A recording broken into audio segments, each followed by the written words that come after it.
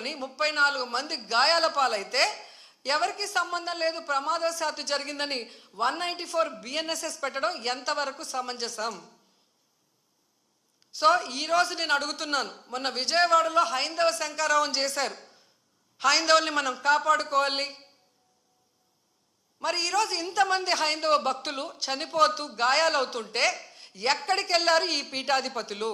ఇప్పుడు బయటికి రండి, బయటకు వచ్చి తిరుమల పవిత్రతను కాపాడండి, అక్కడ చనిపోయిన వాళ్ళ కుటుంబాలతో మాట్లాడండి, ఆ చనిపోవటానికి కారణమైన ఈ ప్రభుత్వాన్ని, పాలక మండలిని నిలదీసి వాళ్ళ మీద క్రిమినల్ కేసులు పెట్టేంత వరకు మరి ధర్నా చేయండి.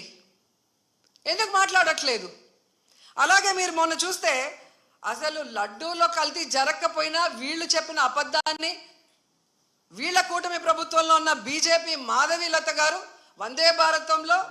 వందే భారత్ ఎక్స్ప్రెస్లో భజన చేసుకుంటూ వచ్చి ఎన్ని రకాలుగా మాట్లాడిందో మనం చూసాం.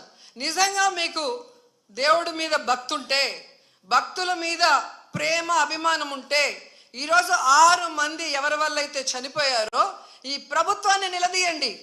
ఈ ప్రభుత్వంలో ఎవరెవరు ఈ చావుకు కారణమయ్యారో వాళ్ళందరి మీద మోడీ గారికి చెప్పి క్రిమినల్ కేసులు పెట్టించండి.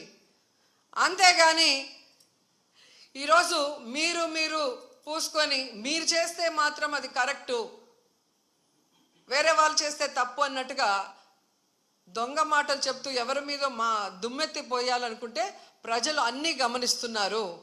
అండ్ ఈరోజు మీరు చూస్తే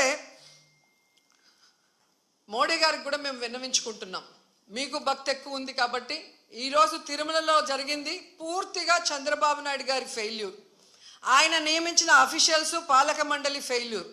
సో వీరందరి మీద విచారణ జరిపించి దీనికి ఎవరెవరి నిర్లక్ష్యం కారణమో వాళ్ళందరి మీద క్రిమినల్ కేసులు వేసి వీళ్ళందరినీ లోపల పెట్టాలి. ముందు వీళ్ళందరితో రాజీనామా చేయించాలని కూడా డిమాండ్ చేస్తున్నాం. ఇక హోంమంత్రి గారు ఉన్నారు, ఎప్పుడు ప్రెస్ మీట్ పెట్టి ఎవరి మీద దుమ్మెత్తి పోద్దామా, ఎవరిని మాట్లాడదామా అనుకుంటున్నారే తప్ప వీళ్ళు వచ్చిన తర్వాత ఈ రాష్ట్రంలో లా అండ్ ఆర్డర్ ఎలా దిగజారిపోయింది, మహిళల మీద ఎలా అఘాయిత్యాలు అవుతున్నాయి, ఏ విధంగా మనుషులు చనిపోతున్నారు తోపులాట్లో పోలీసుల నిర్లక్ష్యం వల్ల, వీళ్ళకి కంట్రోల్ లేదనేది స్పష్టంగా అర్థమవుతుంది. సో ఇలాంటి వాళ్ళని హోంమంత్రిగా పెడితే ఇంకెంతమంది ప్రాణాలు తీస్తారో ఒకసారి మీరే ఆలోచించి యాక్షన్ తీసుకుంటే మంచిదని కూడా కోరుకుంటున్నాను.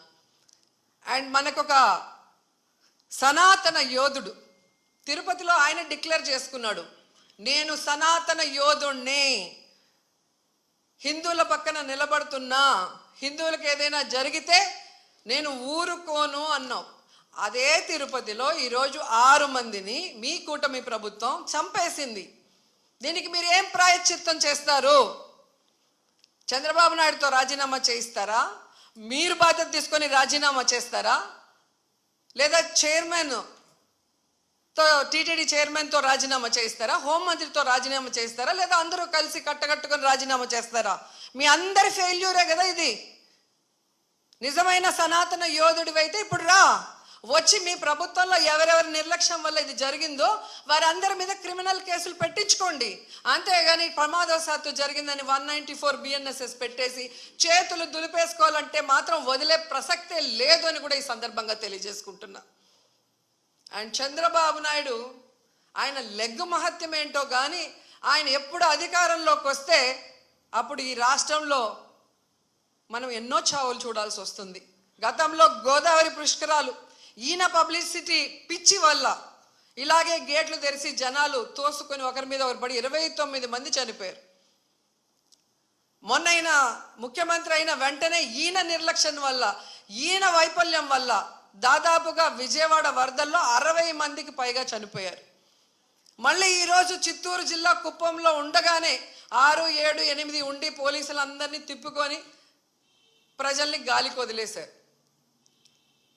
మానిటరింగ్ లేదు, ఇన్ని లక్షల మంది వస్తున్నారు, వీళ్ళకి ఏం సదుపాయాలు చేశారు, వీళ్ళకి ఎలా టోకన్స్ ఇస్తున్నారు, ఎక్కడ క్యూ లైన్స్ ఇచ్చారు అనేది ముఖ్యమంత్రి పట్టించుకోడు, చైర్మన్ పట్టించుకోడు, ఎస్పీ, కలెక్టరు, అలాగే ఎండోమెంట్ మినిస్టర్ ఎవరు పట్టించుకోరు. బాగా జరిగితేమో మా గొప్పతనం 30 years ఇండస్ట్రీ, 40 years ఇండస్ట్రీ అని గొప్పలు చెప్పుకుంటారు. లేదు అంటే గత ప్రభుత్వ వైఫల్యం లేదా అఫీషియల్స్ వైఫల్యం అని ఎప్పుడు ఎవరో ఒకరి మీద దుమ్మెత్తి తప్పించుకోవాలన్న ప్రయత్నం చేస్తున్నారు. ఇది సీరియస్గా తీసుకోవాల్సిన ఇష్యూ.